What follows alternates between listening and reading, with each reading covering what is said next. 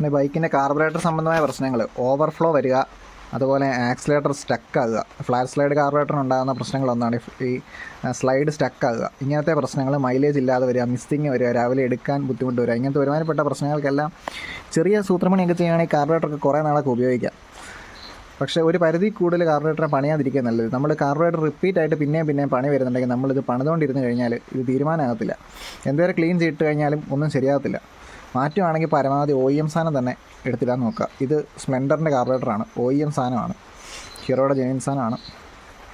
ഇതെടുത്ത് ഈ കാർബറേറ്റർ മാറ്റിയിടാം. അപ്പോൾ ഈ കാർബറേറ്ററിന് എന്താ പ്രശ്നമെന്ന് വെച്ച് കഴിഞ്ഞാൽ, ആക്ച്വലി കാർബറേറ്ററിൽ ഓവർഫ്ലോ ഉണ്ടായിരുന്നു. ഓവർഫ്ലോ ഒക്കെ പരിഹരിക്കാൻ നോക്കി, നീഡിൽ മാറി നോക്കി, പിന്നെ ചെറിയ സൂത്രപ്പണി ചെയ്താൽ നിൽക്കും. പക്ഷേ എന്ന് പറഞ്ഞാലും അത്യാവശ്യം ഓവർഫ്ലോ ആകുന്നുണ്ട്. പിന്നെ ഭയങ്കര റിച്ചായിട്ട് ഫ്യൂവൽ കത്തുന്നുണ്ട്, മൈലേജ് കിട്ടുന്നില്ല. അതൊക്കെയായിരുന്നു വിഷയം. അപ്പം ഇതിൻ്റെ പ്രധാന സംഭവം എന്ന് പറയുന്നത് സ്റ്റക്കായിക്കൊണ്ടിരുന്ന സാധനം കാണിച്ചു തരാം. ഇതുണ്ടോ,